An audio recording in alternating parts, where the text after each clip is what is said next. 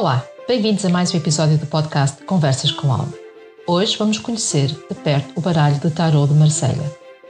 Eu sou Margarida Cardoso e estás a ouvir Conversas com Alma, um podcast que fala de alma para alma.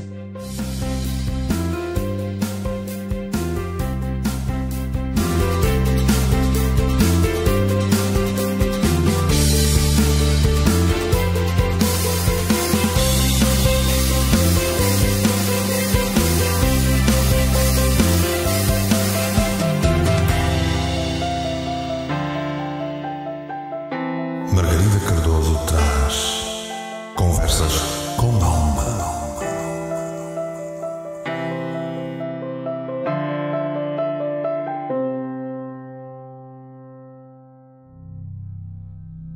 Ao longo deste episódio, vamos tentar desvendar a história e alguns simbolismos e significado por trás deste baralho que tem cativado a imaginação de pessoas em todo o mundo. O Tarot de Marselha é um baralho de cartas clássico e um dos mais conhecidos. Este baralho, originalmente, era usado para o jogo. Ele serve de padrão a partir do qual todos os baralhos de tarot derivam. O baralho é composto por 78 cartas, distribuídas em dois grupos, os arcanos maiores e os arcanos menores. Neste baralho, só os arcanos maiores e reais é que estão devidamente ilustrados com imagens de pessoas.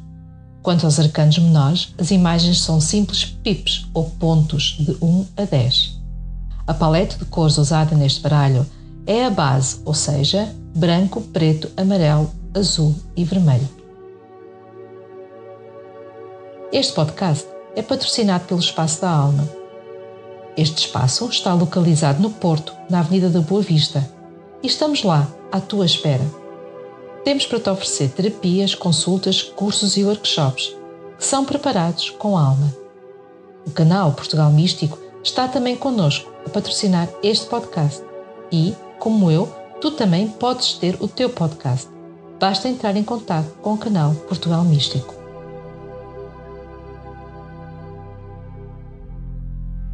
Qual a origem deste baralho? De acordo com o filósofo e estudioso Michel Dumont, e na falta de provas documentais anteriores, o baralho de tarot provavelmente teve origem no norte da Itália, no século XV, e depois foi introduzido no sul de França após a conquista dos franceses de Milão e Piemonte em 1499. Os antecedentes do tarot de Marselha foram então introduzidos no sul de França. Houve um declínio no uso de tarot em Itália, mas o seu uso sobreviveu tanto na França como na Suíça. Os desenhos são de caráter medieval e, olhando ao seu traçado e cores, podemos concluir que artisticamente foi influenciado pela arte do vitral gótico, ficando este padrão de cartas conhecido como de Marselha. O termo Tarot de Marselha é utilizado pela primeira vez em 1859 nas obras de Romain Merlin. A origem das cartas de jogar é de 1793 a 1876. Ele é utilizado também pelo ocultista francês Papus e é popularizado a partir de 1930 pelo escritor francês Paul Marteau. O uso desse nome coletivo refere-se a uma variedade de desenhos intimamente relacionados e que foram produzidos na cidade de Marselha, no sul da França. Cidade que é centro de fabricação de cartas de jogar. O Tarot de Marselha é o padrão a partir do qual muitos baralhos de tarot do século XIX e posteriormente são derivados. Vamos olhar à sua estrutura. Os arcanos menores, assim como noutros baralhos de tarot, o Tarot de Marselha contém 56 cartas, divididas em 4 naipes. Esses naipes são identificados pelo nome de paus, espadas, copas e moedas. Cada um dos naipes contam de As ou 1 ao 10. E para cada naipe há 4 figuras de corte: um valete ou pajem, um cavalo ou cavaleiro, a rainha e o rei. As cartas de corte são às vezes chamadas de as honras ou as cartas das figuras menores. No Tarot de Marselha, como é padrão entre os jogos italianos, o naipe de espadas é desenhado por um símbolo abstrato em linhas curvas, que cria uma forma que lembra uma amêndoa. Nas cartas pares só existem estas linhas curvas e alguns detalhes florais fora da estrutura. Nas cartas ímpares, uma única espada é totalmente entrecruzada pelas linhas curvas.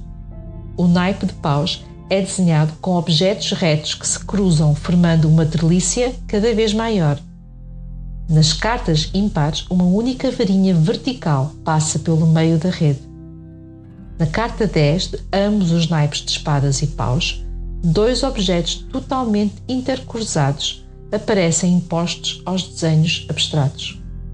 As varinhas retas, alinhadas e as espadas curvas continuam a tradição dos mamelucos nas cartas, em que as espadas representam cimatras e os paus os tacos de polo. A maioria dos baralhos preenchem os espaços em branco das cartas com decorações florais. Os 2 de copas normalmente contêm um cadaceu floral que contém 2 herálicas cabeças de golfinhos, e o 2 de moedas normalmente possui uma união entre as 2 moedas representada por uma fita. Esta fita é muitas vezes usada para o fabricante incluir o seu nome e data de fabrico. Os arcanos maiores, totalizando 21 cartas numeradas e uma sem número conhecida por Le Fou, La Mat ou o Louco. Estas 22 cartas são conhecidas por trunfos ou cartas de figuras principais. O tarot de Marselha segue o padrão milanês das cartas, que teve origem na corte de Visconti de Milão. Destes originaram os tarots franceses e suíços, e é provavelmente o mais conhecido. Jean-Claude Larnoy domina essa categoria como a tradição milanesa, a tradição dos imaginários medievais. Os 22 trunfos seguem uma ordem que difere do tarot do Rider-Waite na posição dos arcanos Força e Justiça. Enquanto no baralho do Rider-Waite a Força é o número 8 e a Justiça o número 11, no baralho de Marselha as posições estão invertidas. Pela primeira vez, as cartas passam a ter numeração e é usado os números romanos na parte superior da carta e os seus nomes colocados na parte inferior das cartas. Para entender as imagens do tarot de Marselha, convém ter algum conhecimento da história social da Idade Média. Por exemplo, na imagem do louco, do tarot de Marselha, temos uma imagem de um cão que está a rasgar as calças e a morder o louco. Mas na realidade, não é isso o que está a acontecer ou o que significa. Na Idade Média, quase todos tinham um cão que ladravam e afastavam estranhos que chegavam à aldeia, e é isso que o cão está a fazer. Ele está a ladrar ao louco, pois ele não se enquadra no lugar. Ele é diferente, está fora da caixa. As calças rasgadas também não estão rasgadas. Na Idade Média, os homens usavam calças, ou meia calça, que eram presas separadamente ao cinto. Ao despertar ou ao desprender uma meia ou uma perna da calça e mostrar a perna, o louco mostra que não está minimamente preocupado por não fazer parte do todo, por estar fora da caixa. Nesta imagem, o louco está a caminhar em terra plana e usa o bastão para o guiar. O bastão aqui simboliza a sua própria natureza, pois é ela que o vai guiar. Ele olha ligeiramente para o alto, o que sugere orgulho. Ele sabe quem é. Esta imagem de louco mostra uma pessoa independente, espírito livre, pensador livre e sem peso das posses materiais. A imagem pode ser bem diferente da do Rider-Waite, mas a mensagem e a energia é a mesma. Outro arcano que difere bastante do baralho de Rider-Waite é o mago, ou seja, o arcano 1. No baralho de Marselha ele é conhecido pelo malabarista. Enquanto no baralho de Rider-Waite temos uma figura que representa um mago com robes e capa, que está atrás na sua mesa que contém os 4 elementos, no baralho de Marselha temos a imagem do malabarista de feira, que está atrás de uma mesa que contém vários artigos usados nos jogos da sorte. Ele é o mágico da feira, aquele que faz os truques de magia. Tal como no louco, a imagem pode ser diferente, mas a mensagem e a energia são as mesmas de um baralho para o outro. A relembrar, as imagens de Marselha são baseadas na sua época ou seja, na época medieval, e devem de ser vistas simbolicamente desta forma. O baralho de Marselha é um dos baralhos mais antigos e ainda hoje é o mais usado. As suas imagens podem não ser tão realistas ou ricas em símbolos como o tarot de Rider-Waite, mas continuam a ser a sua riqueza e a ter os seus segredos. Aprofundar cada arcano traz uma riqueza ao seu uso. Este não é um baralho muito consensual para toda a gente. Há aqueles que gostam e aqueles que não gostam. Aqueles que gostam da sua arte mais simplista e aqueles que pensam que a imagem precisava de ser um pouco mais realista. E tu, o que é que pensas do tarot de Marselha? Isto foi mais um episódio de Conversas com Alma.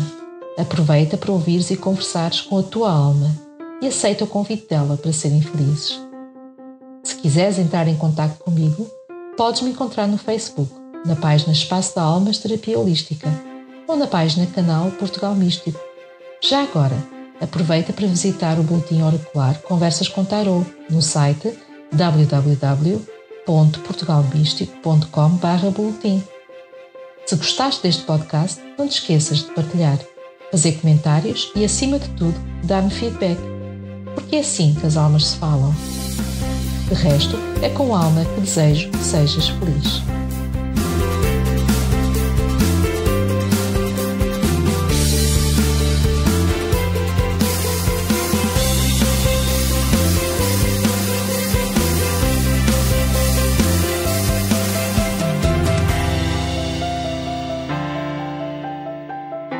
Margarida Cardoso traz Conversas com Alma.